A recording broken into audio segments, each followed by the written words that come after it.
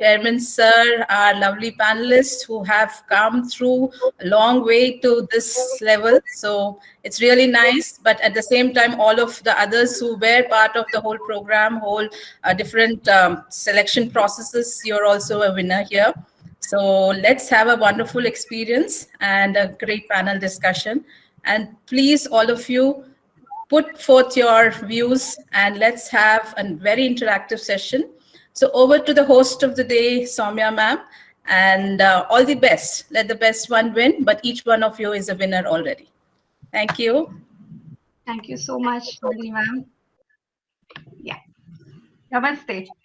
A very good morning and a warm welcome to one and all to the most eagerly awaited Mini Nobel Laureate Award virtual panel discussion.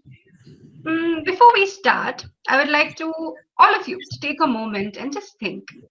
When did you first experience the magic of science in your life? Was it when you were in school? When your teacher showed you that first experiment and you saw a result and you were like awed by the result? Was it then? Or was it when you were a small child and you were a toddler running around, breaking things, exploring things? Was it that time? Or maybe when you were inside your mother's womb? Don't remember, isn't it? Exactly. Actually, you never go in search of science.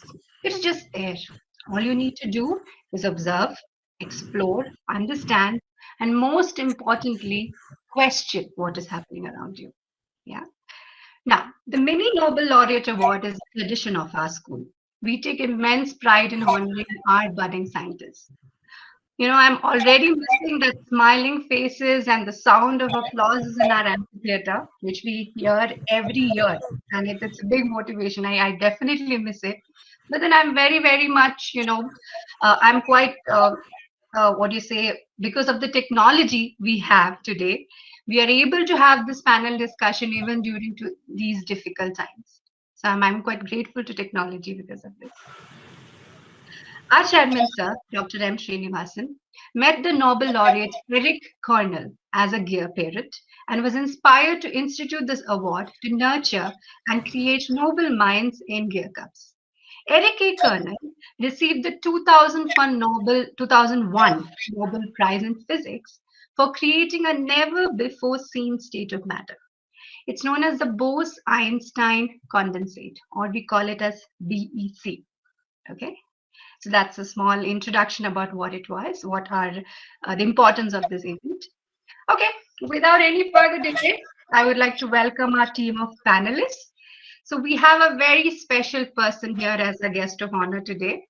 I would like to welcome Dr. B.R. Sitaram. He holds a PhD in theoretical and mathematical physics from Delhi University.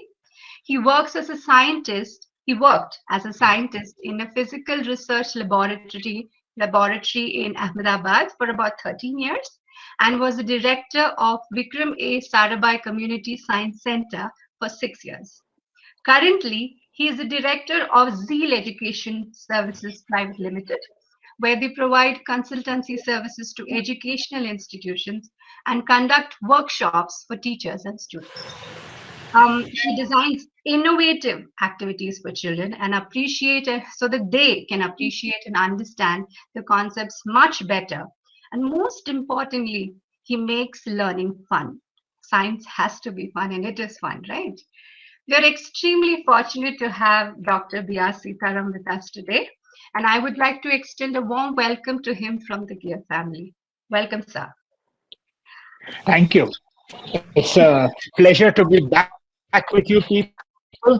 I have been interacting with you off and on for the last 4 months, 5 months. And as you know very much, I thoroughly enjoy interacting with the teachers and with the students. And your point about science, and not science, but maths too, fun. Yes, I mean, there's no point in doing science and maths if you don't enjoy it. Science and maths doesn't fetch you money, right? You don't get you don't get fat salaries if you do science and maths. What you do it for is for the sheer joy of doing things. So that's about it, and it's a pleasure to be with you people. And let's have a nice session today, I hope. Okay. Thank you so much, sir. I would like to welcome our chairman, sir, Dr. M. Srinivasan, Savi ma'am, our executive director, Mr. Sarvesh Srinivasan, our dear principal, Ms. Nandini Bhatt, and all my fellow mentors. Now, we have a very special person in our panel today, and a special welcome goes to Akshita Amara. She's a grade 9 student, and she's an awardee of the Mini Nobel Laureate Award for the academic year 2019-20. A special welcome to you, Akshita. All right. Hi, Hello. ma'am. And thank you for having me here. It's a huge honor. I'm looking forward to the panel a lot because I'm sure every single answer everyone gives here is going to bring a lot more questions to my mind. And I'm very excited. So, Sure, Akshita. Welcome. Another special set of people we have here, it's our Gear Cubs. And I must say, I should give them a big congratulations for participating wholeheartedly in the selection rounds. Your responses were brilliant. Now, let us move on to the superstars of today's session. Can I call them superstars? Because they are the 8 young scientists from grades 5 to 12. They have successfully completed the primary rounds of selection and are here today because of their academic excellence, exceptional scientific bent of mind, and passion. Now, when I call out your names, children, you can unmute yourself, switch on your camera, and give a quick introduction about yourself. From grade 5, we have Neil Nikhil. Hi, my name is Neil Iyengar. I'm from grade 5, and I really like to study some topics, and I love playing, and I am really interested in many books, and the pet is also one of my favorite things, and there are some I like science and math because everything around us is made up of them.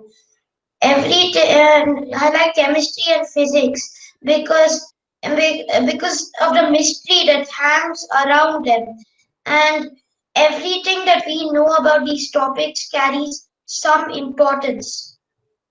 These scientists discovered that there wasn't enough mass in galaxies to make that spiral shape. What was it? They discovered something that we cannot see with the naked eye or telescope. They discovered dark matter. And without this mass, the universe wouldn't have held together. Everything that we know is of some importance. Thank you. Okay. In grade 6, we have Rishabh Shukla. Rishabh? Yes, ma'am. My name is Rishabh Shukla, and my interests are in space and rockets. And I first started liking them when I saw the launch of a rocket. I think it was the Mars one of India. Thank you so much, Rishabh. Okay. So let's move on to grade 7. From grade 7, we have Shreya Anand. Shreya?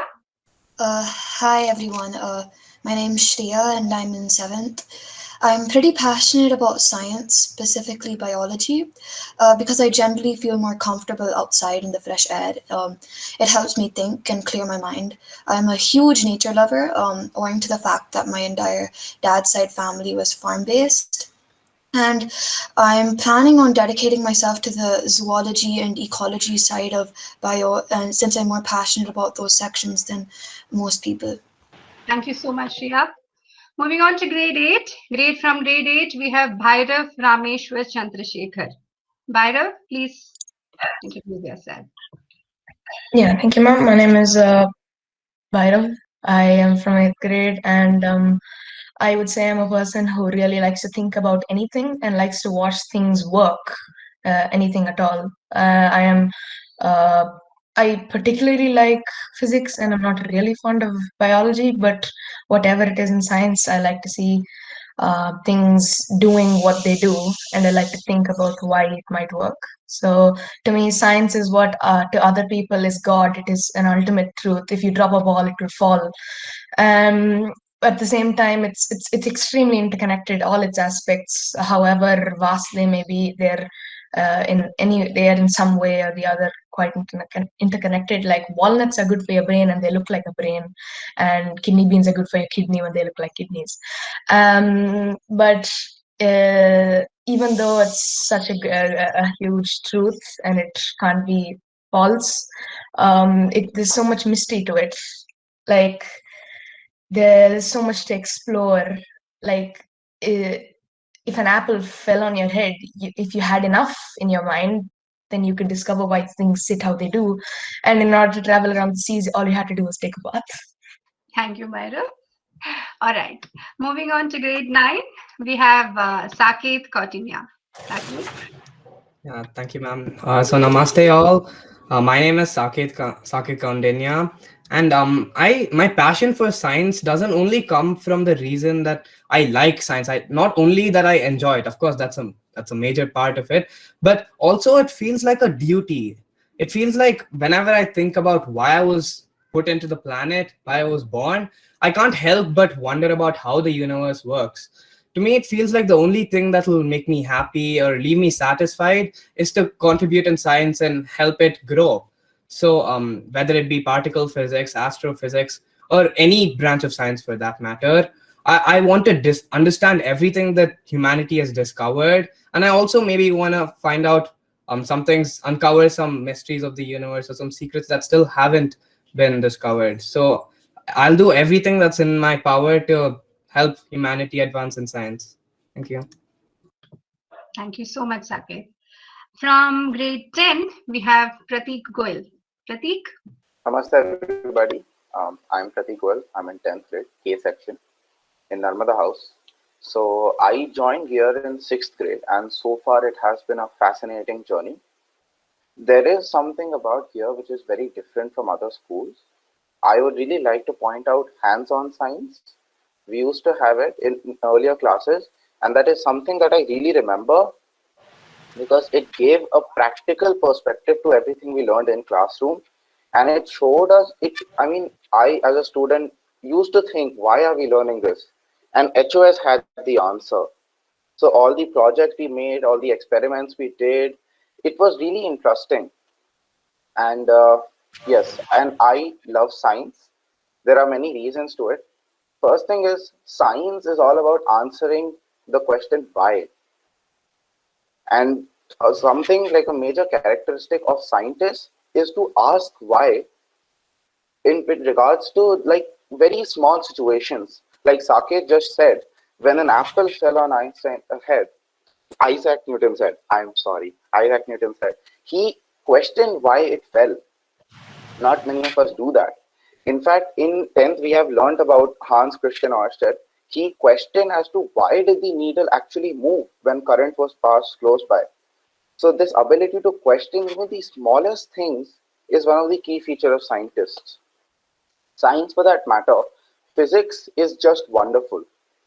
I mean, it is so amazing to see that we have discovered so much about particles we cannot see or touch.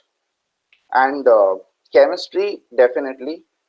It is amazing why chemistry answers so many things and it has so many new concepts. I'm a very curious person. I love to learn about new things. And I think that is the main reason why I like science, because I love to learn. Thank you. Thank you so much, Pratik. Okay, from grade 11, we have Varsha. Varsha Venkatragavan. Varsha, please take over. Namaste, Honorable Chairman, Sir, Chief Guest, Principal Ma'am, Vice Principal Ma'am, respected judges, teachers, and my fellow panelists. I am Varsha Venkatragavan from grade 11. And first of all, I'd like to say thank you so much for giving me this opportunity. And I'm very grateful to be part of this discussion. I started developing an interest in science when I was really little, probably when I was 8 or 9. And this interest has only deepened considerably over the past few years. I have a particular passion for physics. I'm very passionate about physics at the atomic level and why the universe works the way it is. And I'm one of my idols is the legendary Mr. Richard Feynman, the American physicist, and I really enjoy reading his lectures and his writings. I want to be a theoretical physicist when I grow up and hopefully someday win a Nobel Prize in physics. I'm also very passionate about reading and music. I've been learning Carnatic vocal music and Western classical piano for. I really like both of them so much. And I also like trying my hand at various instruments such as the guitar and the harmonium. Once again, congratulations to all the panelists who've been selected. You guys are so amazing. Thank you very much for giving me this opportunity. Once again, all the best to everyone. I'm looking forward to having a wonderful discussion and learning something new today. Thank you. Thank you so much, Varshna. And yes, last but not the least, right? We have the grade 12 panelist, Vinita Vianand. Vinita. Yeah, namaste, everybody. My name is Vinita, and I'm from class 12. And I'm very grateful to be here today. I hope to learn a lot. So the reason why I love science is that it can never get boring, and I always have something more to know. Nobody can ever know everything about it. And as I grow older, I can understand more deeper stuff, and that's what makes it interesting. And I aspire to be an architect, which is a combination of the world of art and science. And I thoroughly enjoy both of them. And my aim is to build further on the technology of green buildings to make it more sustainable and cost-friendly so that everybody in the society can afford it and at least get the basic necessities of life. And yeah, thank you once again. That's all I have. Thank you so much, all the panelists, and a very, very all the best to all of you. Big all the best to all of you. Okay, now you must be wondering as to how we're going to choose an awardee among such varied age groups, right? Let me say, we're not just looking at what you know or how much you know. We would like to know what you're going to do with what you know. Yeah. Okay, with that thought, I would request our chairman, sir, to please open the discussion. Thank you. Over to you, sir. Thank you, Samya ma'am. Namaste to all of you again. It's a very, very fulfilling time to see things like this. Actually, somebody said, my passion is there, passion is here. I am very curious. I enjoy science. I would request you to enjoy your life. Your whole attitude should be to enjoy your life. That's more important than enjoying only physics. Okay? I have a few points for all of you. The first point is for all the mentors. You know, scientists, if you look at them 100 years before and today, there's a vast difference. Today, no scientist can travel alone. They all get connected to each other. One is in Japan, another is in Canada, another is in South Africa. They get a Nobel Prize together. How? Because they work together. Again, one single scientist cannot achieve everything needed to do something new. Second point is one scientist cannot learn everything. So the request to my mentors would be, start collaborative activities, be it experiments, even just an activity, even if you just want to paint a house. Have few people around the world, not only in Bangalore, painting it together. Today you have technologies you can do together on the system. You can do various ways and means. There are couriers which will carry your paper across the globe. So think of activities where you will connect children of the same age across the globe. It could be science, it could be art, it could be writing a poem, it could be just understanding something. Let it start from there. Number two, we always keep repeating in our school that one question can get you a Nobel Prize, and that question has to be from you. And that question cannot come all of a sudden. It needs a background, it needs background knowledge, and then you ask a question. You may have a product, you may have a discovery, you may have an invention. So keep asking questions to yourself, don't bother others. And then try to find out the answers and kindly record whatever goes through your mind. That's very important. Write down on a daily basis what are the questions that you try to answer today? And what are the questions still hanging around you? Because you will be discussing with your classmates, with your friends. You can have friends across and then discuss the questions and have some questions going on. That would help you sharpen your brains to be an inventor.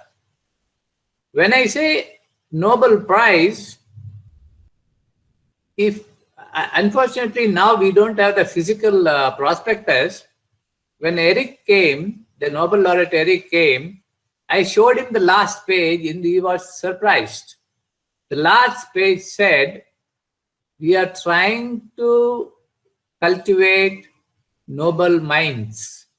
It is not that we are trying to say mumbo jumbo. We want you to be capable of looking at Nobel Prize. Only word of caution from me would be, if you don't get the Nobel Prize, don't worry, because the last bit contains some politics. But to have a noble level of achievement is to your own satisfaction. You would have done your job, you would have enjoyed your life, and that's it. If you don't get it, don't worry. Do you think you deserve a Nobel Prize? Fine. Do you think your friends think you deserve a Nobel Prize? Fine. There the matter should end. It should not lead to frustration. Incidentally, nobody knows whether they are getting a Nobel Prize or not. It's always a surprise. They get a call and they come to know they got the prize.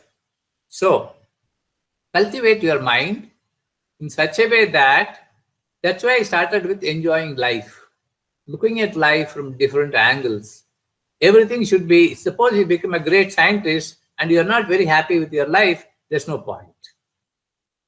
If you are a gear cub, you should be able to take upon very tough things and still be peaceful, not get frustrated, not get worried or despair. That's what we want you to do. And keep wondering. The word wonder is great. Keep wondering. That man is wearing a very, very funny color shirt. Why is that? Start with small things. Then you start wondering about deep things. Then you will get questions. So Einstein said, you should keep the child in you intact. You're all children now. The same thought process, the same careless attitude should go on in life also. When you become adults, when you get responsibilities, don't say now the life is different and I am this, I am that. No. Learn to be a child when you look at things, when you look at your passion. Don't get worried, don't get distracted. You need to cultivate a scientist's mindset. That's why you are all part of the panel, but continue with it. If you like science, pursue science. Even if you are doing some job of calculating numbers on the Excel, you can still pursue science. So let that interest continue, not get extinguished. Also, I think you all must be having already, like I think Varsha said, she follows one scientist. You all should choose a scientist of your interest and follow the scientist. We are in India, we know without a guru, a shishya cannot perform what he is meant to perform.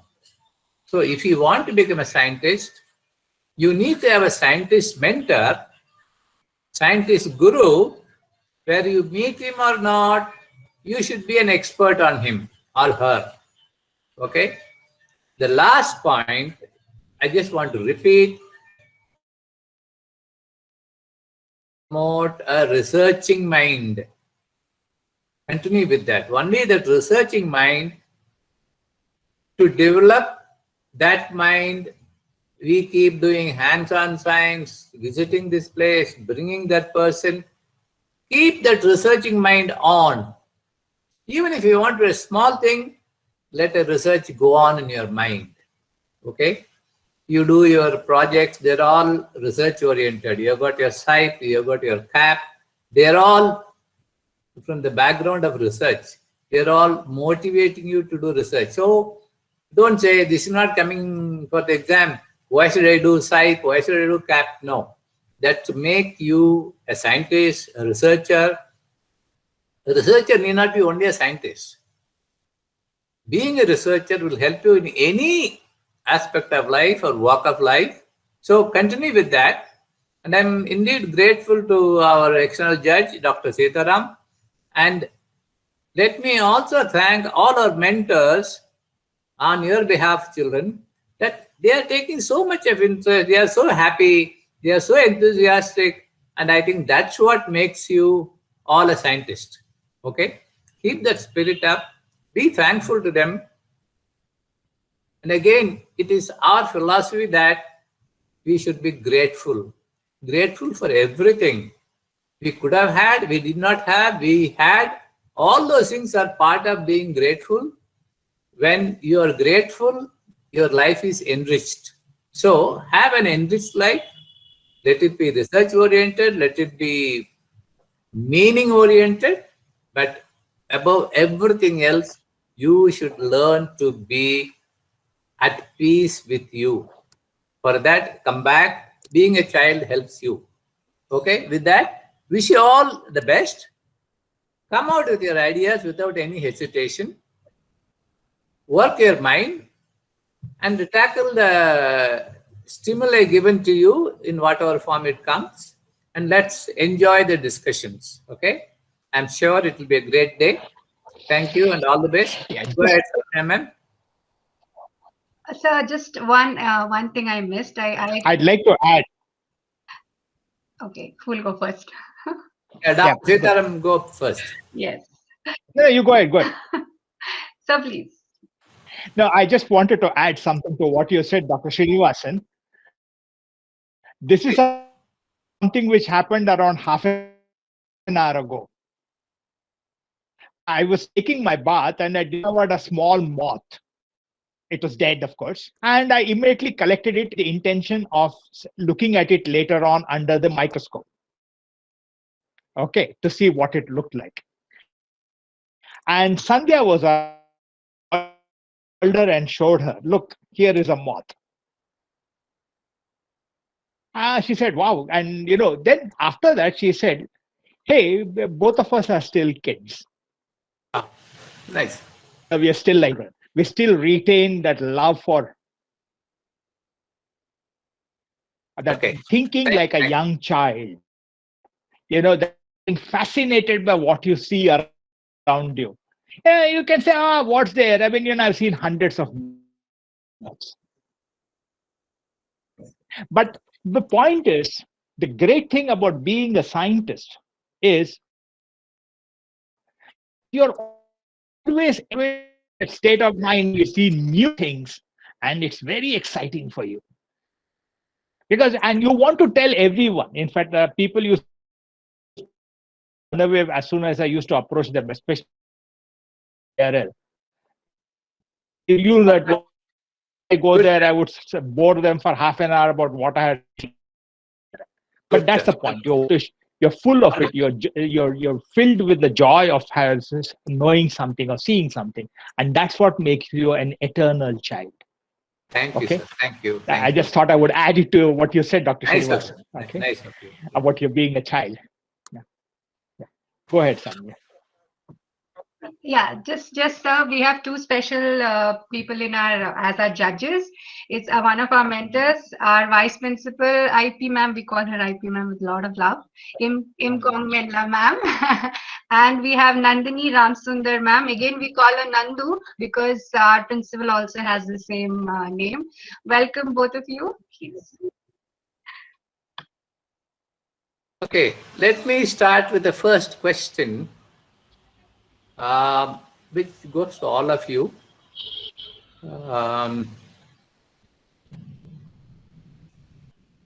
We start with the question why. Why do you think you were selected to be part of the panel. It has to be a very succinct, crisp answer. Why do you think you were chosen as the topmost scientist of your class? Anybody can start. If not, it will start with the senior most now. Children, if you want, raise hand. Otherwise, as sir said, we'll go with Vinita. Yeah, Vinita, I think you can start. Okay, so it was a surprise for me to get selected, but I think what was different was that, like sir said, I thought of it in terms of future, and also as a child, I questioned, and that really helped in finding answers, because you can't find answers without questioning, and science is all about questioning and learning more and evolving from it. So right now on the top of my mind, it's this much. If I have something, I will add after this. Okay. Thank you, Vinita. Grade 11, Varsha. To be honest, I didn't really expect to get selected for this round. But I mean, if there were a reason behind this, it would probably be that my answers, I made sure that I was very clear and precise, and I wrote it in such a way that even my younger brother, he's in the fourth grade, could understand, and probably a small child in senior KG could understand. So I think clarity is very important when you talk about science, and you should be able to explain any concept to a child, no matter how small. And as my father always told me, don't be afraid to ask questions. And even if you don't understand, it's absolutely fine if you ask questions, since people know you're interested in the concept. So I know it's probably because of the way I answered, I made sure that whatever points were in my mind, I had written it in a paragraph, and I made sure even a small child could understand. So it's probably because of that. Thank you. Thank you, Varsha.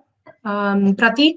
Okay, it was a surprise to me as well, but I think the reason I got selected would be my curious nature, because in the past and now in these classes, I have asked my teachers a lot of questions, not only from our syllabus, but from other things also, something which I've seen in school, or maybe I'm reading in an article or something, and I just glanced over a new concept. So I asked them. I have also gone home, researched about it, and told what I have understood to the teachers. So it's not just the asking part. I have tried to find the answer myself, and understood a basic, like got a basic understanding of all these doubts. And I have also written a paragraph in about piezoelectric materials that was there in the Gear magazine. So I think I would credit this selection to my curious nature. Thank you, Pratik. Saket? Yeah, I mean, it was a really big surprise that I got selected. But I think the only thing that differed me from I'm guessing here, but I think the only thing that differed me was I added a lot of perspective into my answers. It wasn't just science. I think I told a lot about philosophy and why I like to do science and stuff like that. Also, I think my perspective was different from everybody else. And of course, I think I think I had the basic amount of knowledge needed to come to Nobel Laureate here also. But I think the main reason why I got selected was my perspective about how I see things and how I like it depends. Like the questions they asked in the selecting phase, some of the questions were stuff about how would something be of practical use. While I answered the questions, I also added my perspective at the end about how I may sometimes I actually disagreed with a question there, and I actually wrote my own perspective, which is why I think I got selected, because I was a bit more unique. But yeah, that's all I guess. Yeah. Thanks, Saket. Grade 8, Bhairav. Yeah, I didn't expect it at all because I had taken the test from a car. I was traveling, and so I thought my answers would be all over the place and I wouldn't have thought it out through. But personally, I tried to concentrate as much on the computer as possible and I tried to go in depth because yeah, I really wanted to do as much as I could, and I'd assumed that my answers were different from the rest of the eighth graders. They were maybe answered with a different structure, and that's all I could think of because I honestly I didn't expect it at all. And yeah, so I would say they were different types of answers, and they would have been more in depth. Thank you, Bhairav. So traveling doesn't is not an obstacle to respond to. Okay, now let me go with grade 7, Shreya. Yeah, so it came as a huge surprise to me as well. I honestly thought I was the last person to get selected. Um, but a reason I think I might have gotten selected was because of my passion for science, which I'm pretty sure a lot of people shared here. But also probably because I elaborated on my answers, and I didn't really focus on it from the present, like the time perspective, but I focused on it from the past, the present, and the future, thinking about the possible outcomes and the way people have developed. So I think that was one thing that set my answers apart, but that is also just a guess. Thank you, Shreya, for good guesses. Let me go with Rishabh. Rishabh Khanna, can you turn your camera on? Yes, ma'am. Yeah, thank you. Yeah. So I probably got selected because I answered the questions clearly. I also explained the who, how, and whys of the questions better than my classmates. Like in the first question, they asked me in the next decade what would change, and I said they would make artificial humans on which we could test new medicines and vaccines on. Yeah, thank you, Rishabh. May I now request Neil Iyengar to go ahead, please. Yes, ma'am. I think I got selected because the competition was tough. But I watched so many videos on YouTube that I have these scraps and bits of knowledge all scattered over my brain, waiting to be cleared up. Because my brain is probably the most muddled up brain in this panel discussion.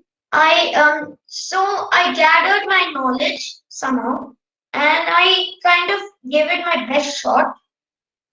I and and it was a really tense week for me, waiting the whole week till yesterday to know. And the results came when I was taking a bath. So my mom had to shout through the door, and the bucket fell. But it really Wonderful, wonderful, surprising for me, basically. wonderful, Neil. So all of you were pulled out of your grade and recognized, even though you did not think of it. Now you start thinking about what you know and how you know them. I've always asked children, whenever they said they like science or mathematics, my question would be, when did you know that you like mathematics, or when did you know that you like science? Most of the time, the answers were so far between 8 to 10 years of age. That means 5th to more or less 6th or 7th. That's the age when you start getting some stuff, content, and you also have an attitude. You combine them, and then you discover that you like this or you enjoy this. Keep it up. It may change. Don't get worried. Now I like to leave you off for a while. I'll come back with my next set of questions after one more or two more rounds. So maybe Dr. Sitaram can ask something to keep the children engaged. I'd like you to look at any one thing which you have noticed around you. Okay, it could be anything. It need not be a complicated thing. like, I saw something very fancy and I wondered what it was. But I want you to describe something which you observed in the world around you. You started questioning about it. You thought about it and you came out with an explanation as to what it was about. Okay? So I'm not asking about things where you look up Google. Googling for something is the last resort. That's something you do when your brain stops functioning. Okay? That's meant for stuff which you cannot think about. But something which you really thought about. And at the end of it, you came out with an explanation. Maybe you checked up the explanation later on and said, wow, I've got the same explanation as Isaac Newton did, or Albert Einstein did, or as one of you mentioned, Feynman did. But I like you to describe any one such event which took place in your life. Okay? Because science begins there. Yeah. Maybe Aarti or someone you could ask one by one. Yeah, sir. We'll That may be a better do way, that. Aarti.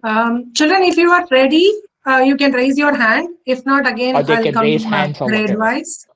Otherwise, I'll come grade wise. I think all of you were able to get sir's question, right?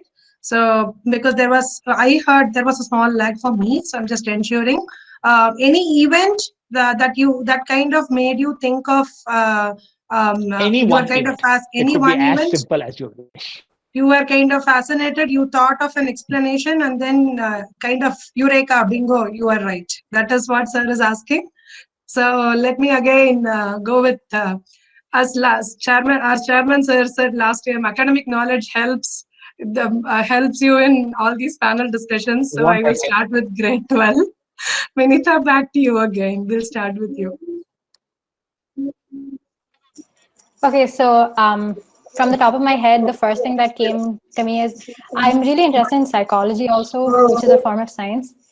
And I always wonder what's going on in somebody's head. I like thinking about that because each person is so similar in some ways, but they're so different in some ways. So why does that happen? And why do they think that way? So what I've realized so far is that most of people's reactions and misunderstandings and stuff happen because of their past experiences, and that has a huge effect on people. And it's not very easy to change it, but it's definitely possible to move on from it. But I think a lot of why misunderstandings happen or why two people differ in opinion is definitely because of experiences. Yeah, so I wanted to put the psychology perspective. Thank you, Vinita. No, but what any Now may specific I go with event? What I'm asking yeah. is, let us have an event, something which occurred. You may not remember the day it occurred and so on. I'm not interested in that. But something which really changed your mind and what which made you astonished. Like, for example, in psychology, you realize, now I know how this is thinking. That is something astonishing. Okay. Yeah. Okay, Sure. sir. Vinita, would you like to add on? Yes, dear, we can see you are ready. Yeah, so Please. sir, if I can give you an experience where I particularly found that my mom is pretty protective of me, and she doesn't really, doesn't give me, she gives me freedom, but she really she cares about me a lot, and she's protective of me in that way. And I think that's probably because she lost her mom at a young age, and she really missed that in her childhood. So she doesn't want me to lose out on that at all. And I think that's one place where I really realized that experiences have a big impact.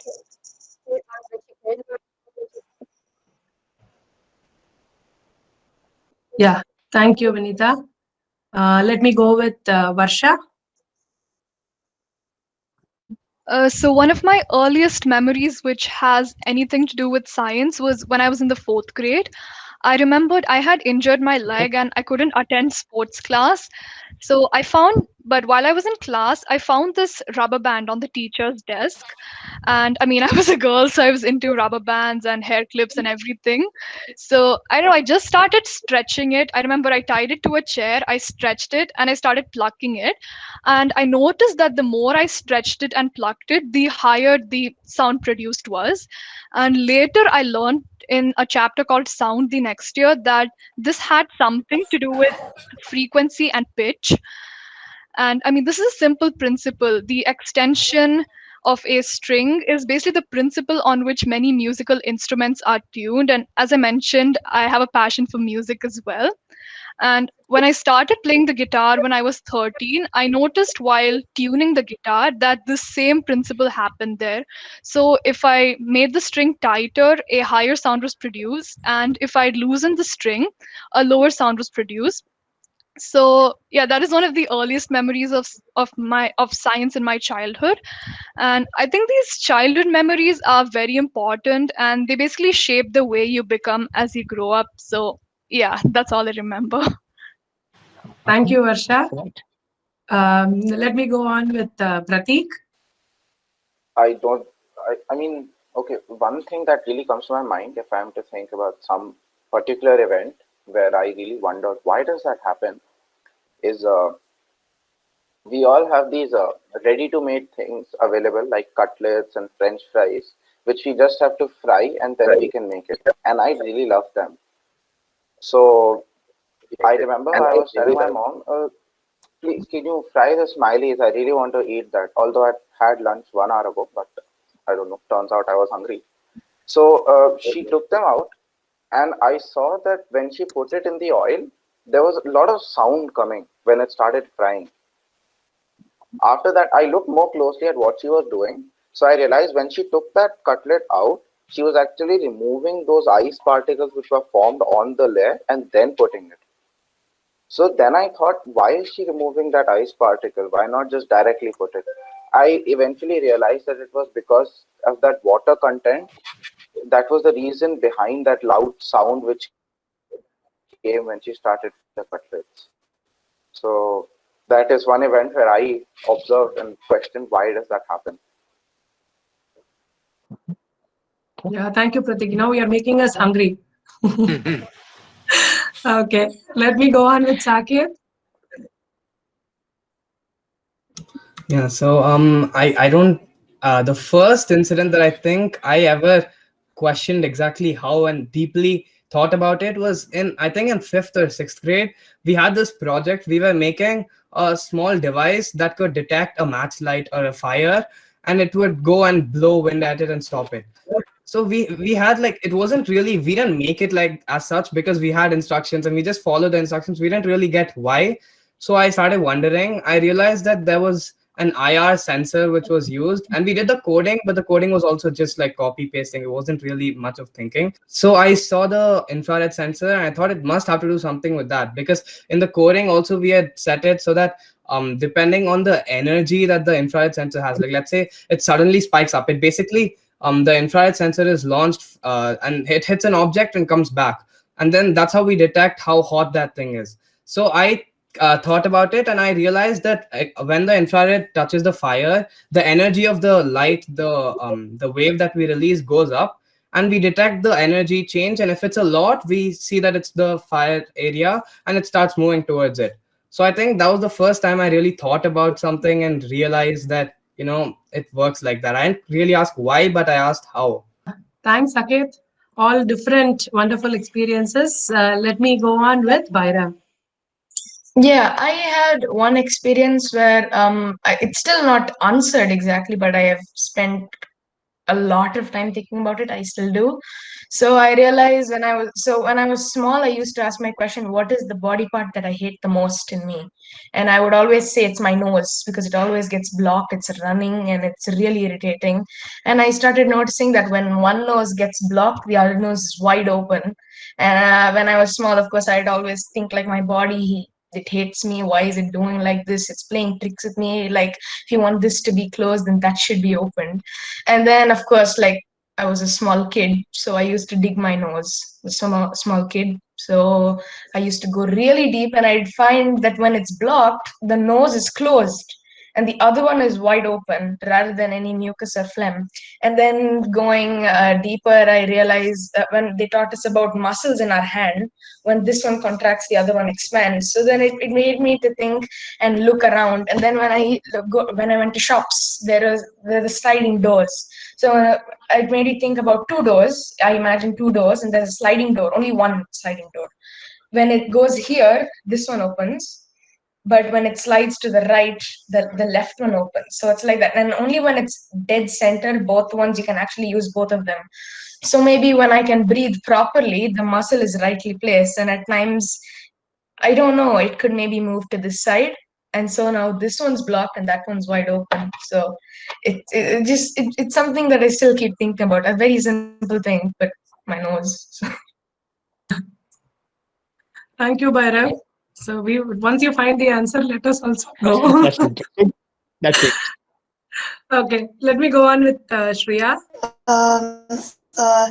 I've always had a question as to why we have two fingers over here, because for a lot of people, for some people it's possible to bend your pinky without bending the ring finger, but for me I can't do that. So I had a hypothesis. I thought that in the next few millions of years, these two fingers would join together, because like right now I can't use my pinky without using this one, and I can't use this one without using my pinky. So and then I think my hypothesis proved correct, because I had a friend, and this time it was in his toes. So his this one on his toe and his pinky on his toe, they were joined together. That still gives me nightmares when he took his shoe off. But and then I realized I was correct. So I'm pretty sure that in the next few millions of years, these two fingers, they will fuse together, because we don't exactly have use for them like without the joint. Oh, thanks, Shreya. You are making me now wonder at my fingers. Thank you, Rishabh. Not only that, Aarti. Huh. Aarti, you start using base 8. Yes, sir. Exactly. Not base base 10. If these two fingers get joined, we can go to octal. maths teachers will have to start using octal rather than. Thank you, sir. And Rishabh, dear, yes, you can. Yes, ma'am. So, one day I was blowing balloons for my 6th birthday party, and one of the balloons left my hand and reached the other end of the room. So I was fascinated by it, and I kept doing it because it was fun. And then eventually I showed it to my father. My father told me to find similarities between the rocket and the balloon. Or I saw a launch of a rocket on YouTube, and I saw that the molten gas, the hot gases and the burn fuel were coming out of one end of the rocket, just like the air coming out of the mouth of the balloon, which pushed the rocket upwards, just like the balloon moves forward. Then, when I grew older, I studied about Newton's third law, that every action has a equal and opposite reaction. Yeah. Thank you, Rishabh. Neil Iyengar. When I was in third grade, I was watching a cartoon show, and the guy was depressed. And his friends asked him why. He said he was depressed because he had to study quantum physics. Now, in third grade, I had no idea what that topic was. Though his friends tried to teach him, and they mentioned this topic called Schrodinger's cat. So they put a cat in a box with radioactive substance. Because in the cartoon, the scientist asked, "Was it? You don't know whether it's dead or alive." But the guy, of course, said is dead, and they saw the ghost coming. But you don't know. That I was like, it has to be dead if there's a radioactive substance. But even you don't know at the time you are opening the box, the cat is dead and alive. I thought that hypothesis and Googled. I watched a video. I watched as many videos as I could about Schrodinger's cat. And finally, I found out that my hypothesis was correct. At the time you open the box, before Schrodinger, the cat is neither alive or nor dead. It is in both states at the same time. Oh, thanks, Neil. I don't think, maybe probably you are here because nobody else will look at a cartoon at grade 3 at this level on these perspectives. And thank you, Neil Iyengar. And I see Vinita, I think she has something more to add. Vinita, would you like to? Yeah, so this one came to my mind while everyone was talking. And I'm sure this is a question like all of us have had at some point of time. Why is the sky blue? I mean, we see the sun as yellow. It's actually white, but we see the sun as yellow. But why is the sky blue? So we learned about it a little bit in 10th grade and now in 12th grade about polarization and why it's actually blue and not any other color. So I think that's a very basic question. And even movies and so many other things have made us question that. And even though it's very basic, I think it was satisfying to figure out the answer finally. Thank you, Vinita. I think, Sitaram sir, over to you. A round of responses you had received. Yeah, no, the responses are wonderful. And I would like to stress once again, this is what really distinguishes a scientist from a non-scientist. This ability to look at the smallest, the least, it need not be, I'm repeating, it need not be a big event which has taken place, but a very tiny event. I'm very fond of quoting one thing which to teachers also, I've quoted it to your mentors also. You see that when you look at ice is white and it's transparent, right? But now when you crush ice, you make it into a very fine powder, it suddenly turns white. When you look at glass is transparent, but you powder glass, it suddenly becomes white. You take sugar, you can look at a crystal of sugar and you can see through it, but you powder it, it suddenly becomes white. Now, what has happened during this process? All of a sudden, that you started with something which was transparent. Water is transparent, but then mist is not. Fog is not. Fog is made up of water drops. Steam is made up of drops of water. But they are transparent. How come a transparent substance is? So it's just these kinds of questions. Now, it turns out these are all the question about why the sky is blue.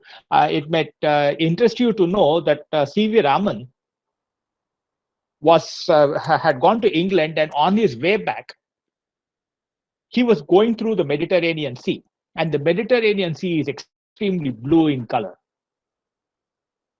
Okay, he wondered why this Mediterranean was blue, and he had a spectroscope with him, and he always used to carry one. And he started doing experiments with the water, discovered the reason why. When at Aden, this was on a ship, of course, this was way back in 1932. So when he landed in Aden, he stopped over and he had written a paper by then. He posted the paper to the Royal Society then. By the time he came to Bombay, he had published written two more papers from this thing as to why not blue, but why is the water blue? And it turns out that the two are not related. They're different. It's really scattering, but it's of a different kind altogether. So from the simplest of such observations, you can go very deep in science.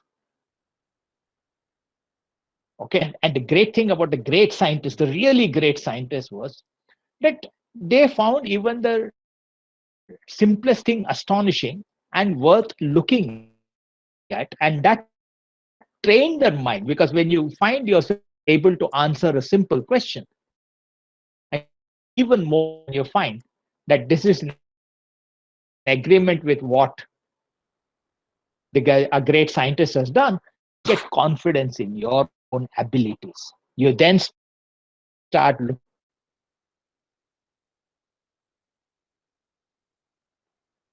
more. If you permit me, I would like to share another example from my personal life. See, what happened was I was going through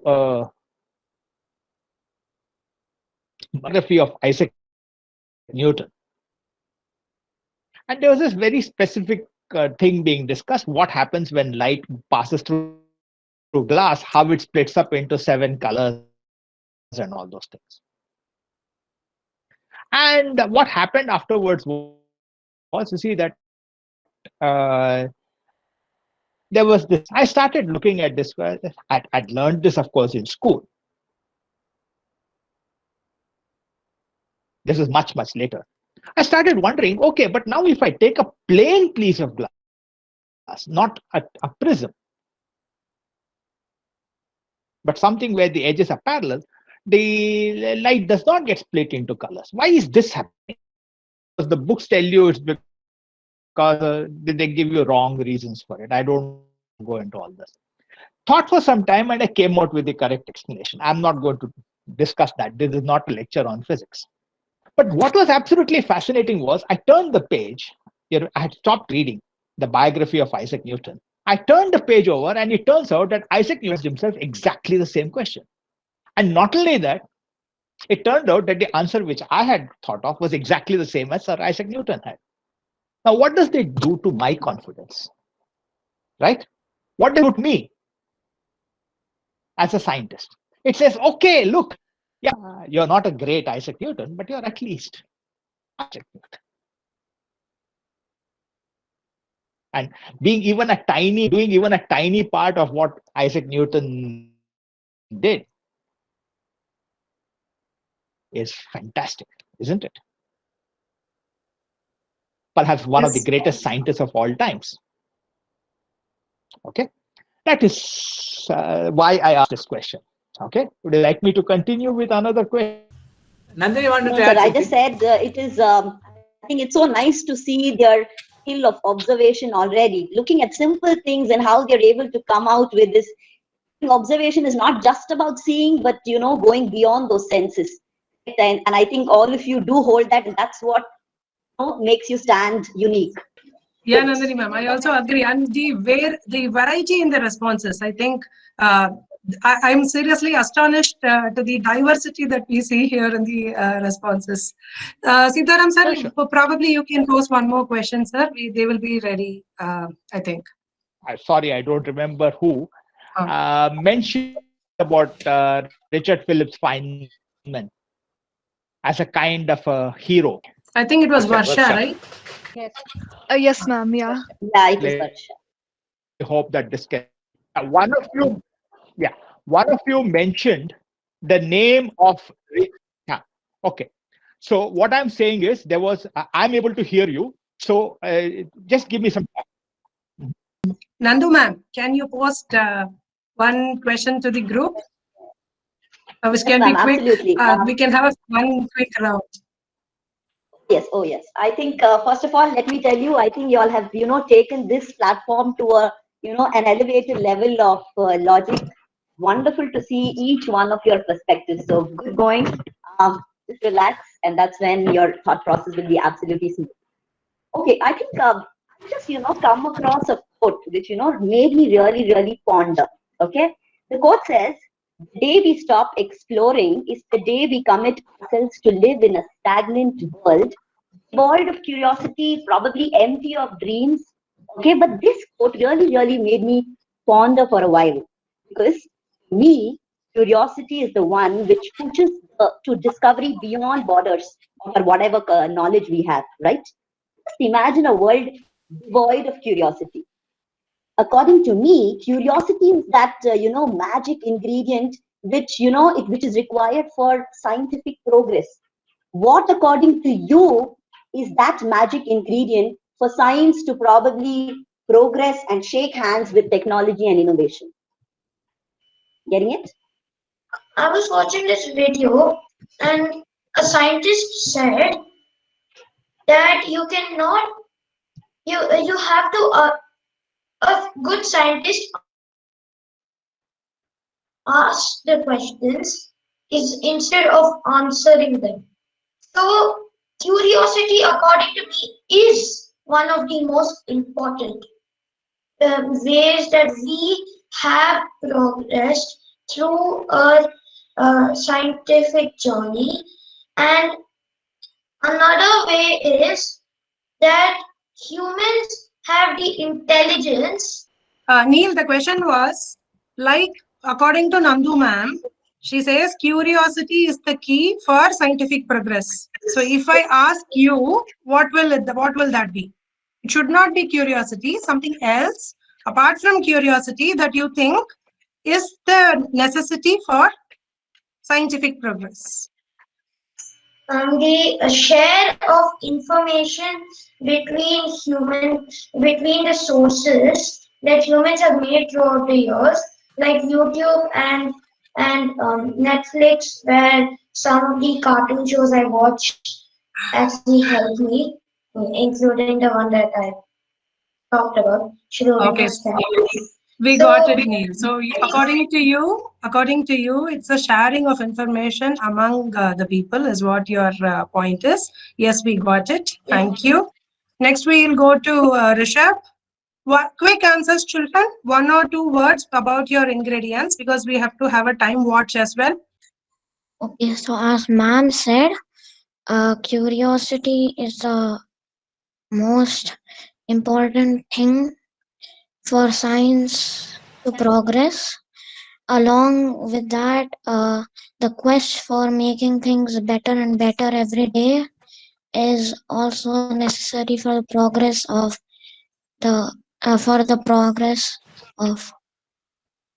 science and technology. Yeah, thanks, Rishabh. I think we got your answer. And I saw Varsha raising her hand. Varsha? So I believe that the secret magic ingredient, which is required for science to make further progress, is imagination. Because just to quote Einstein, he said that imagination is more important than knowledge.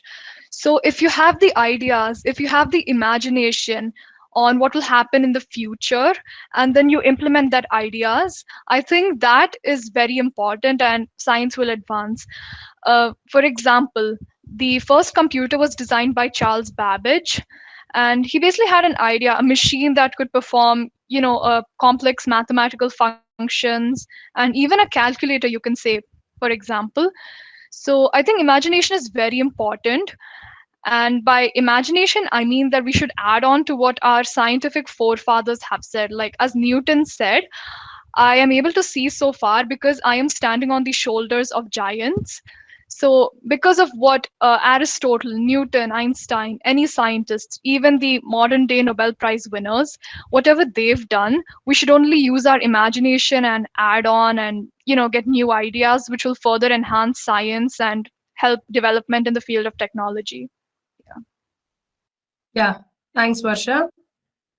And obviously, imagination is the key. We get your say. Pratik, I'm just coming by the hands in which the orders are raised. So I'm going with Pratik. Yes, ma'am. Definitely, like Varsha just said, a scientist has to be ambitious. He has to have the power of wondering new things. If we have a person thinking about flying cars, only then can we hope to get flying cars. We need those kind of people. If I were to add to it, I think a scientist is someone who is very observative. Like Sir said, you have to question the most small and maybe very insignificant things, because I have seen that in science that various and very big complicated theories have actually risen from very small observations made by those scientists. And supporting this point, I think they have to be perseverant. When you see an observation, you have to have the ability to actually research in depth about that small incident and not just give up that idea very quickly. So I think all these qualities would make someone a very good scientist. Thank you. Thank you, Pratik. We had more ingredients, spicing it up. And then Vinita, yes, I'll go with you. Yeah, so I agree with everything everybody just added. I had all those points too. And I think one more thing is to have an all-round perspective and a futuristic perspective. And I think even design thinking can be applied here, and that'll really help us go forward and develop the world. Thank you, Vinita. And Shreya? Yeah, for me, I see passion and the drive to create something new as the biggest inspiration or the biggest ingredient. Most of the scientists, they create new things. They discover new properties. They found new theories because they're passionate about what they're doing. If you're not passionate about what you're doing, I don't really think you don't feel that contentedness once you've fulfilled your pleasures. So if you're not passionate about science and it's something that you've forced yourself to do, I don't really think it's worthwhile. It might not make you happy enough, and it might not be as fulfilling. Thank you, Shreya. We all definitely agree with all your points. Bhairav? Yeah, quite like Shreya said. So, Nandini ma'am said curiosity, but I like to rephrase that and just instead give a synonym. So, inspiration, some true inspiration. Like, if you want to do something in science, first you should ask yourself why you should do it, and you should answer that question. And only after that you can do anything. Like, I am a person who empathizes always with people. I like to help people all the time, and that is my inspiration. If I want to do something, I want it to be good for the public rather than just find some theory. So I need that. You need that spark. That spark is what boosts you. Without that spark, there's no point really. So a true inspiration is what you need. Thank you, Absolutely. I think the Bhairav. word is empathy. Yeah, correct. Thank you, Bhairav. Saket? Yeah, I agree with everything the others have said. I think all of them are really valid points.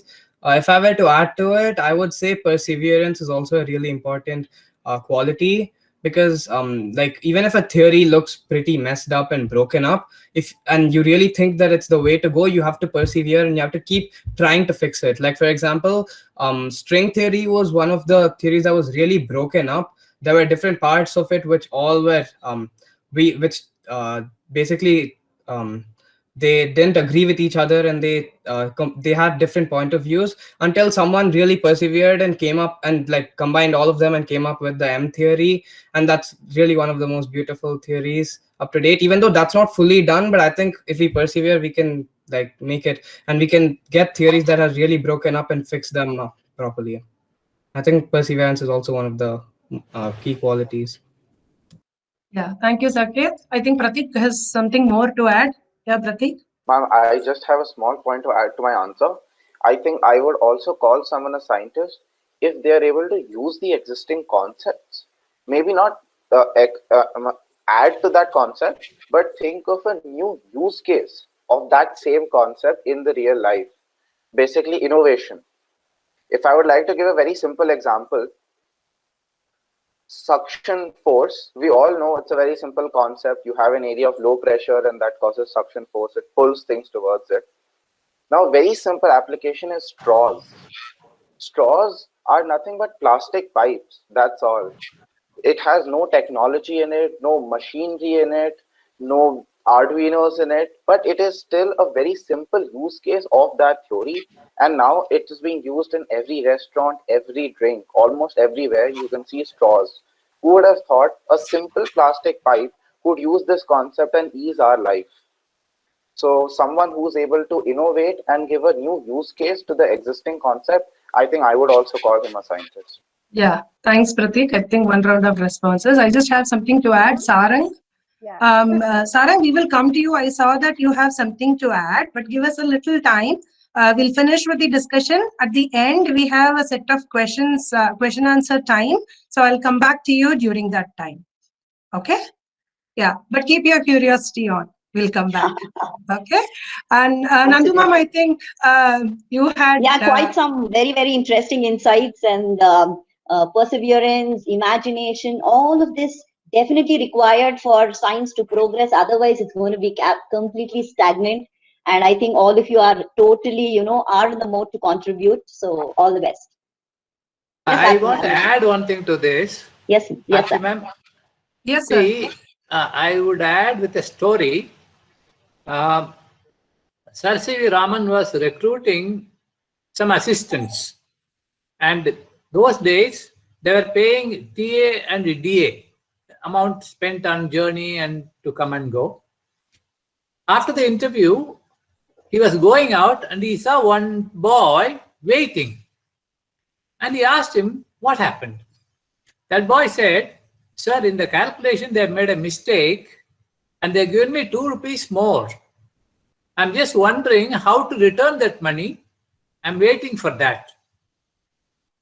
And Sir C.V. Raman told him to meet him the next day. So he stayed back, met him the next day. He not only won over Sir C.V. Raman, he also got a job. Any of you know whom I am talking about? I'm sure most of you would know Chandrasekhar Limit.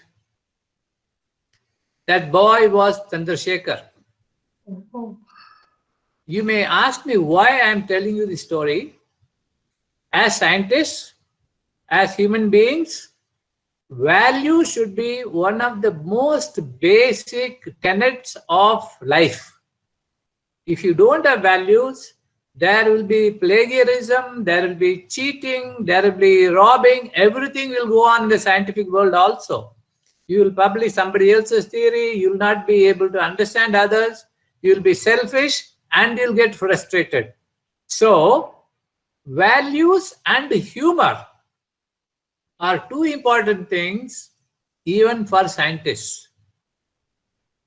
So keep that in mind, values and humor. All of you have come out with wonderful ideas and concepts.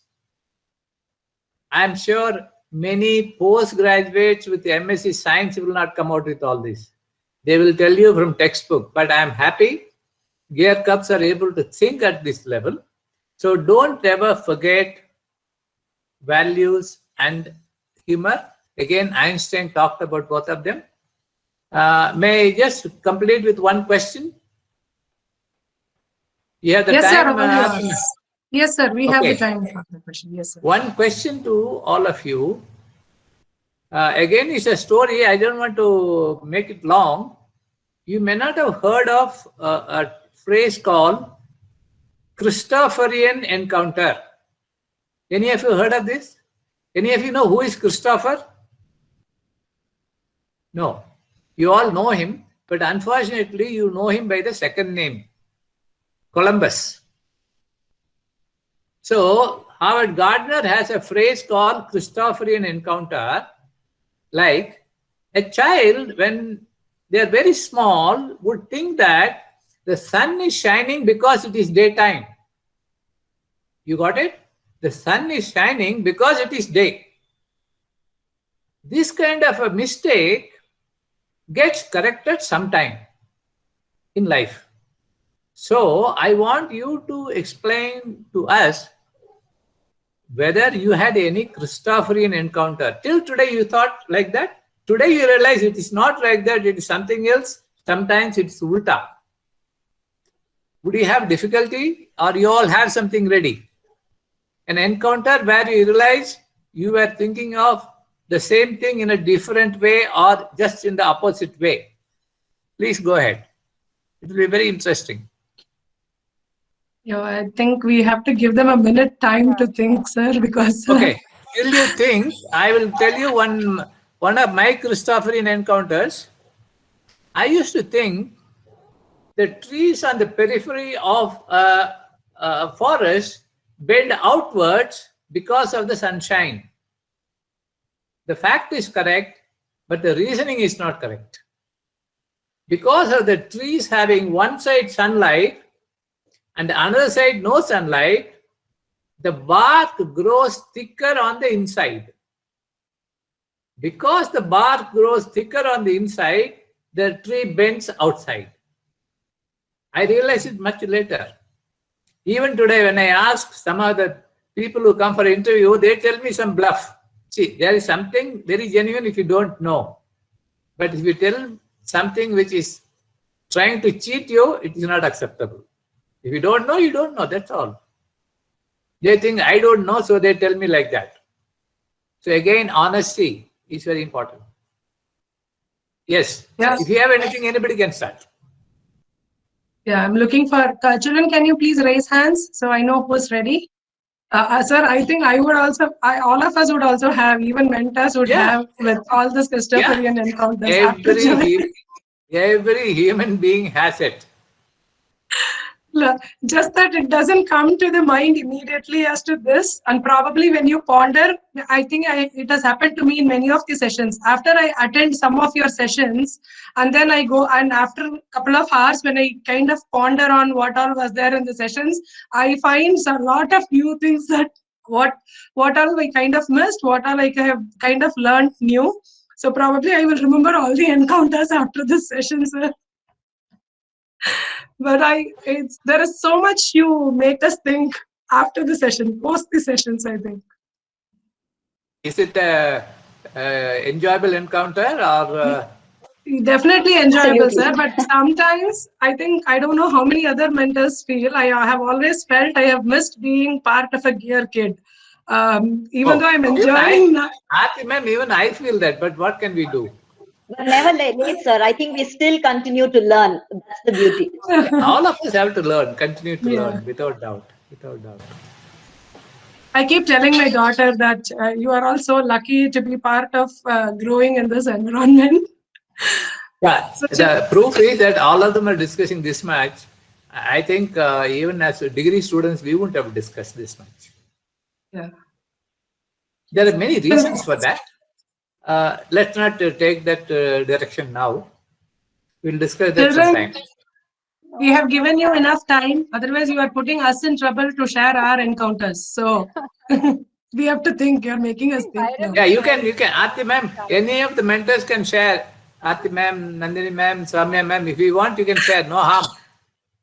Ma'am, I think if any one of you share, it will give children a little time to So think. I can share one, which was when I was in my school days, very smaller times. I used to think that when we close the door, we cut off the sound, And I was thinking because sound cannot go through a door. I mean, that was one thing which I realized it was a big, big, big mistake because sound travels the fastest through solid. So finding about that was one of the things I still remember, and I'm quite happy that I could find out the solution for it. And I think my children are getting to know the answer for it even long before I realized my mistake, which I am quite happy that the way of teaching, way of learning has changed so much over the years. That's one thing I would like to share. Yeah. Yes, our hero is here. Saket, I'm just waiting for you. Go ahead. So I think this is a really huge misconception in physics. All of us have obviously heard of the famous equation Einstein's, which is E is equal to mc squared. So this led to many misconceptions saying that mass is just slowed down energy, or energy is just really sped up mass. But that's not the intention of Einstein there. When he wrote his paper, he actually wrote it in the form that m is equal to E by c squared, which means that energy constitutes to mass. So I learned that because I read a book, which was a really good book, which showed us, which was like, it was trying to explain general relativity in like really baby words. And this is one of the biggest misconceptions. Like I still get bummed out by thinking that it's the most famous equation is usually is a misconception, because Einstein wrote it as m is equal to E by c squared, not E is equal to mc squared. I think that's the only one that comes to my head. Great. Yeah. May I now go with Varsha? Yes, ma'am. So I remember when I was really small, my grandparents were staying with my parents for some time. And this was in the year 2007, I think. when ma'am, were you saying something? Go ahead. So I remember when I was so yeah, I'll just start from the beginning. So I remember this was in the year 2007 when my grandparents were visiting us, and that was when computers and YouTube and everything else had just come up.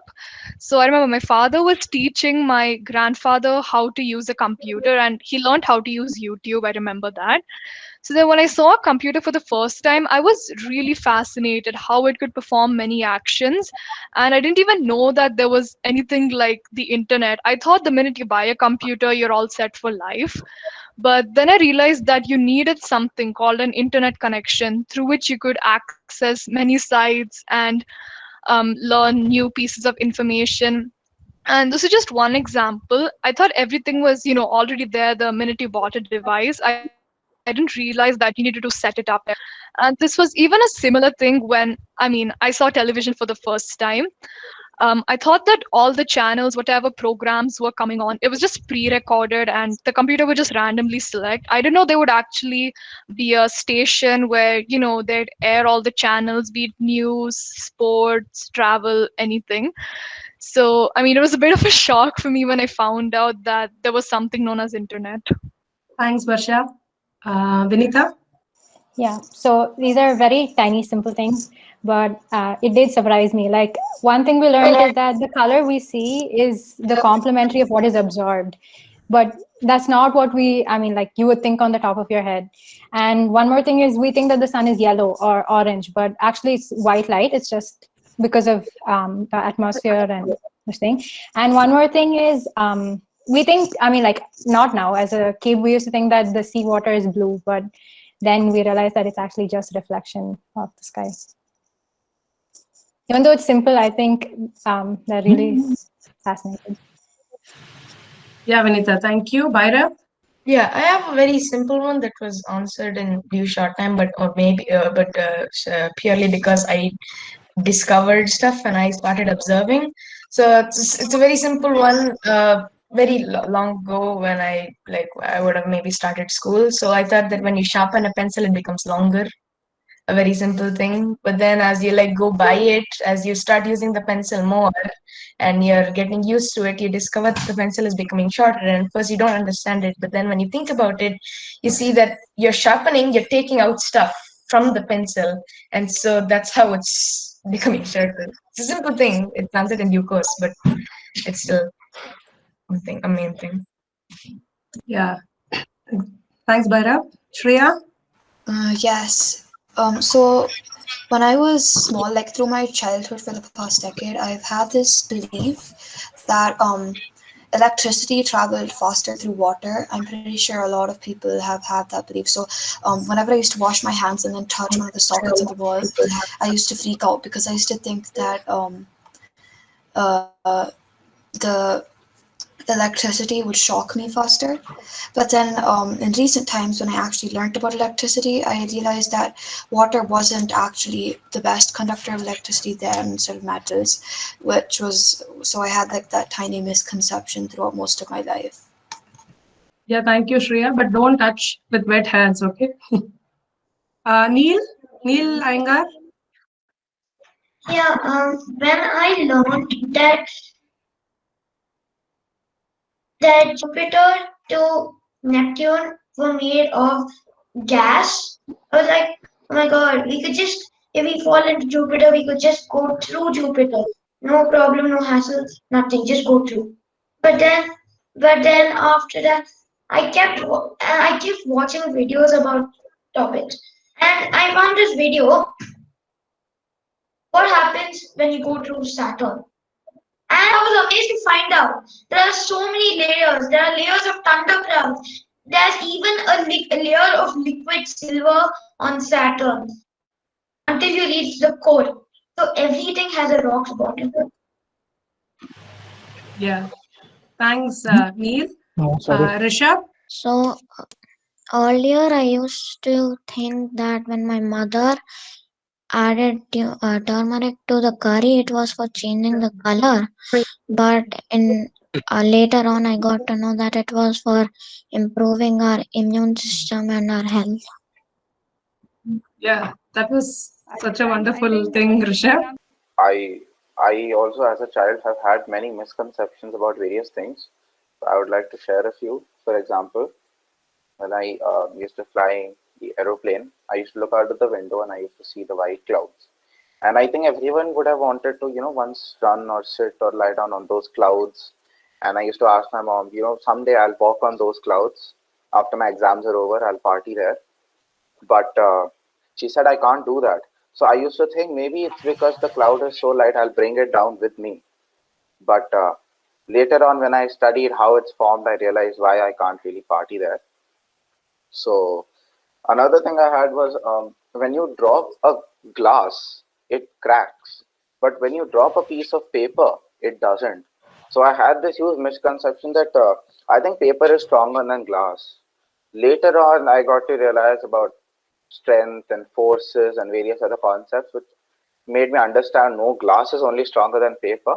But yeah, so those are two things which I really understood in a different way earlier.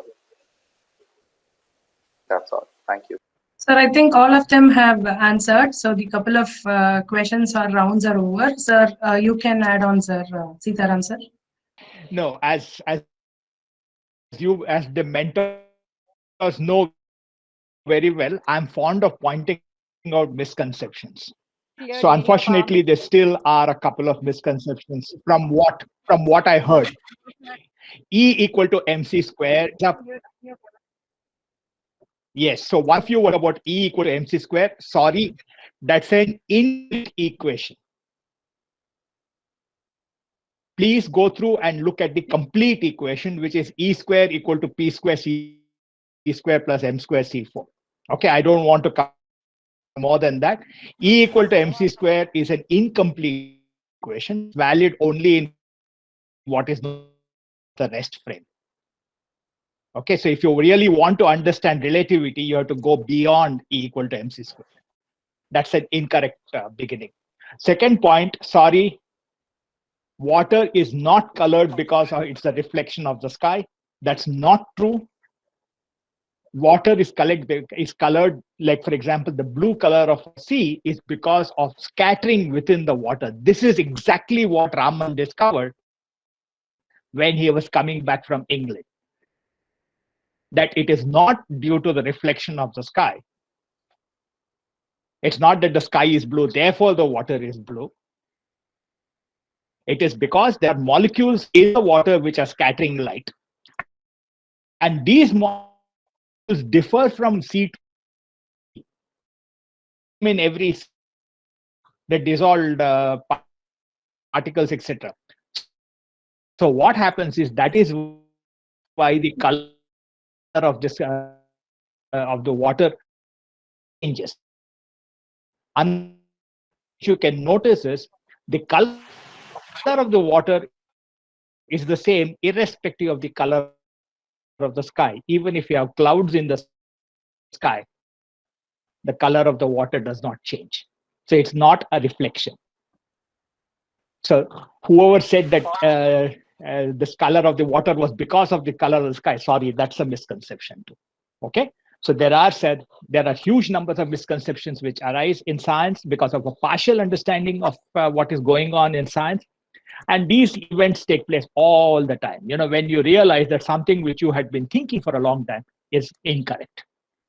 And that's part of the process of learning science. Okay, so two of you have your Christophorian moment. Thank you, Sitaram, sir. Now, may I think we need to give a little time to the judges to give their scores. So would we, maybe Soumya ma'am, can we request the last year winner? Yes, I think Akshata is here. Akshata, would you like to share some of your experiences with the next set of winners? Yes, I mean, listening to the whole panel has been very humbling and very intriguing, I could say, because they covered a lot of broad topics. They covered a lot of topics which are completely unrelated.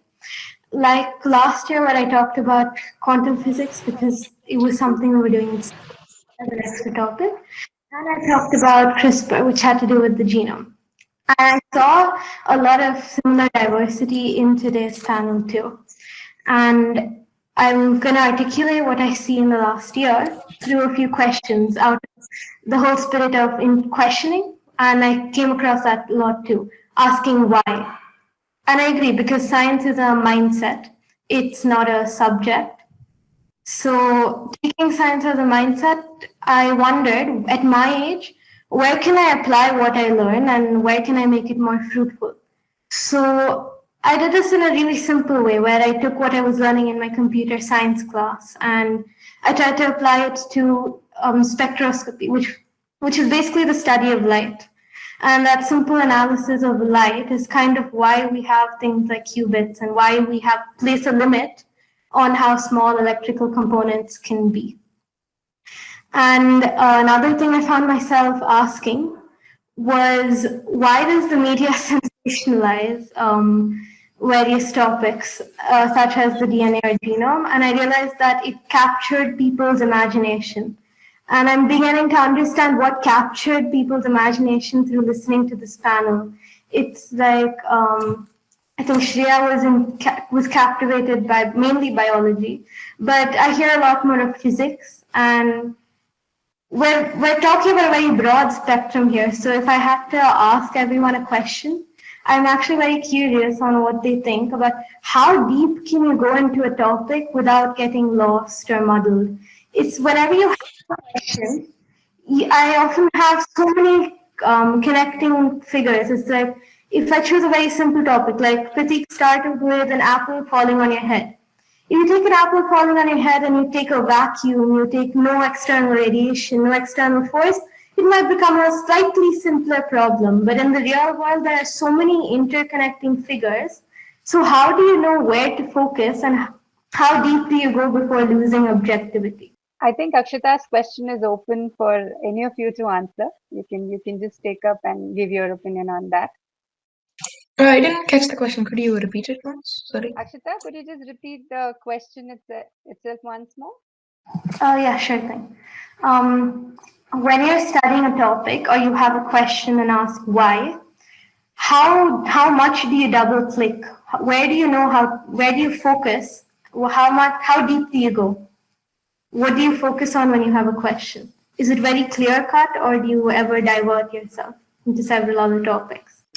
I mean, yeah, I can't get a question without getting like into some 4 or 5 different types of topics. It's like whenever I ask something, it leads to something else, and then it keeps going. I think a point at which I usually stop is at a point where the topic that I started from and the topic when I can't connect them fully. Like for example, let's say I take the topic of horizons. Why do ships look like that?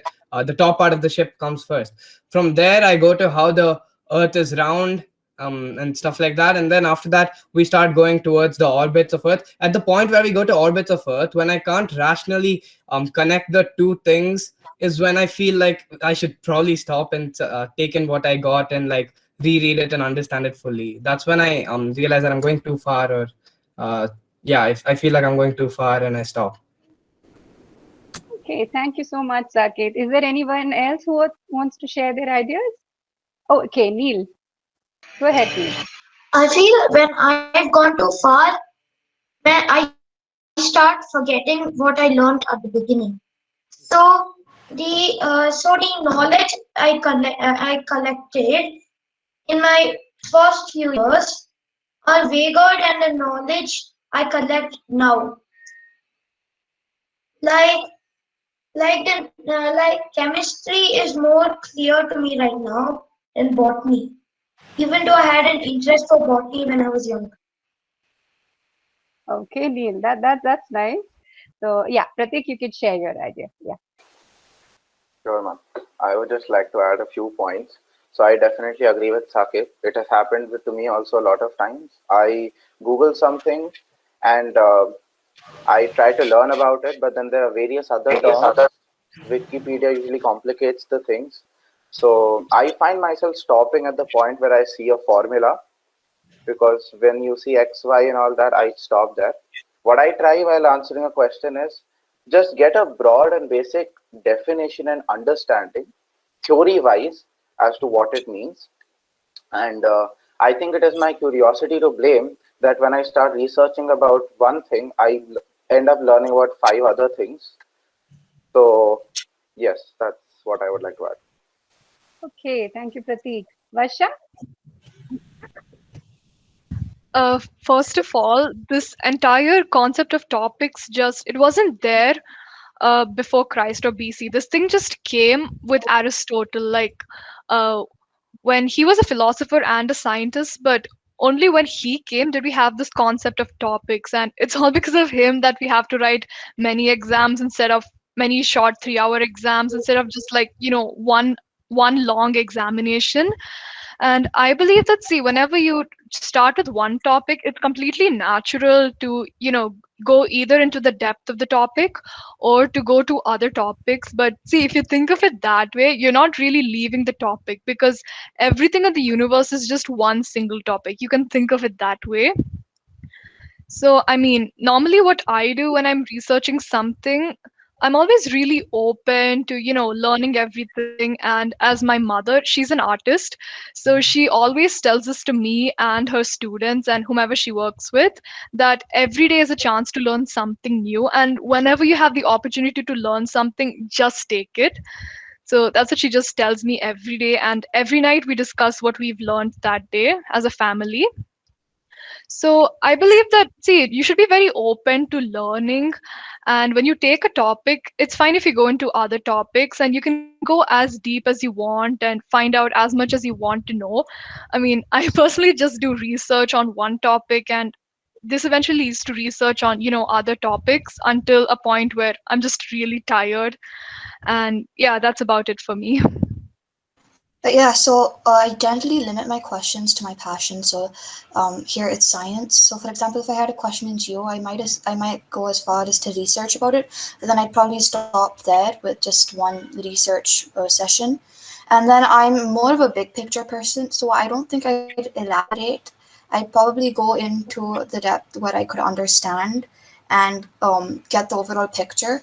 And if it's something I'm extremely passionate about, for example, ecology, I generally love. It's intriguing about the adaptations, the relationships between animals, how it happened, to see that every offspring of a specific species could be slightly genetically different. That astounds me. So I'd probably be researching until all of my whys, you could say, are fulfilled. And then I'm not as curious as I was in the beginning. Thank you, Shreya. Bhairav, you want to add something? Yeah, when I think and I try to explore things, it's kind of a problem that I face. So I jump to 5 points, come back to where I started, see that I make a star, and then I feel the pride, but then I get extremely distracted, and then I go to something completely related, and then I slap myself when I stop. Okay, But I do try to think as much as I can. Okay, excellent. Vanita. Yeah, so I think it's natural to go into another topic, and like Varsha said, everything's connected. But I think as you learn more and the deeper you go, you kind of know where to focus your energies on. When you're learning everything new for the first time, you're very curious, so you're going on and on. But as you go further, I think you'll know where to focus your energies on when you're trying to achieve a goal. So, as a scientist, I think it's natural to go everywhere, but when you're focusing on something, I think that's what will happen. Thank you, Vinita. Thank you, all of you. It was a wonderful discussion. I think everybody is eagerly waiting, sir. Okay. Yes, Now, sir. We've been eagerly waiting for the result. Yes. we have come to the last stage. Very interesting scores. Before that, I have one observation about some of you. It's a very humorous observation. One child, I didn't want to, I know the name, but I don't want to name the child. One child said, when I was young, are they old now? And another child said, in my childhood, have they crossed the childhood? So please remember, you are still a child. And keep that in your mind. You have all the freedom to make mistakes. You have all the rights to claim what you want to do to progress. Okay, so keep that intact. You're not old as yet, and I think on the lighter side, you all talk like old people. Doesn't mean you become old. All right, you talk like as if you're a research scholar or you're doing some PhD. I'm very glad to note that. Coming to the results, it's very interesting to note that sometimes children in the junior classes beat the children in the senior classes in many aspects, except knowledge. For example, a child in grade 6 cannot compete with a child in grade 12 as far as the subject knowledge is concerned. But when you look at the passion, the progress they made at this age, imagine a child in grade 5, in grade 12. In the next 7 years, I don't know, Neil talks of cartoons, I think he'll create a different world. So I'm extremely happy. But one fact of life is whenever there is a competition, there are two things. One, those who don't get the first prize should not feel disappointed that you did not get anything. No, you are all equal. But like George Orwell says, all are equal, but some are more equal. Now, that's the last line of his novel, Animal Farm. So in this case also, you're all almost the same. I don't think there's any big difference. It's very interesting to note that in some aspects, some of you are outstanding. That's good. All said and done, we have to declare the results of this competition because it is a competition. My heart goes to all of you. Don't feel disappointed. You have achieved something. And we had a tie in the previous one, design thinking. And I am afraid there's a tie again in this mini Nobel. I'm glad. And more so because the tie is between a junior child and a senior child. If it was between two senior child, it would have been simple. But if it's a junior child and a senior child, it is something very interesting. Okay. So the award is being shared by Pratik Goel and Shreya Anand. Shreya is a real surprise. I think there are so many aspects of this competition. I'm extremely glad with everybody. But I think Shreya came out with something which she talked about. She talked about passion and she demonstrated that. That's how we should be. All your answers came from within. You did not study and so said and you said that. No, it came from within. And keep it working in your mind all the time and do well. As a part of this competition and award, the children who get recognized do not pay any more tuition fee. But since in this case, the two of you are sharing, each of you will not pay half the tuition fee for the rest of your studies in this school. Okay? All the best. Congratulations to all of you and the two of you. It's a day of a great satisfaction for all of us, mentors, the management, and everybody in this school. So keep it up. Let's have more occasions like that where we can recognize talents and appreciate your effort. All the best, mentors. All the best to those who organize. Wonderful. Let's look forward to the next one. Thank you. Over to Samya ma'am. Thank you so much, sir. Thank you so much, everyone. And I got the goosebumps the same time. Shreya, Pratik, you got it too. So, and sir, even Shreya's smile is original. It did come out till the last moment. So congratulations to all of you, everyone here. And I would like to call upon Neha ma'am to give a vote of thanks. Yeah, thank you, Soumya ma'am. So I would love to start with a quote of Dr. APJ Abdul Kalam. All of us do not have equal talent, but all of us have an equal opportunity to develop our talents.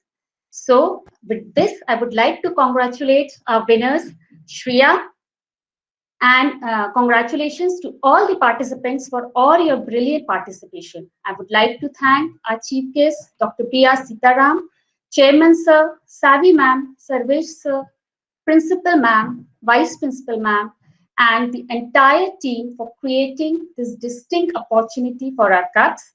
I would also like to extend special thanks to all the Gear Cups for joining us and making this occasion a huge success. So have a great day, all of you. Thank you.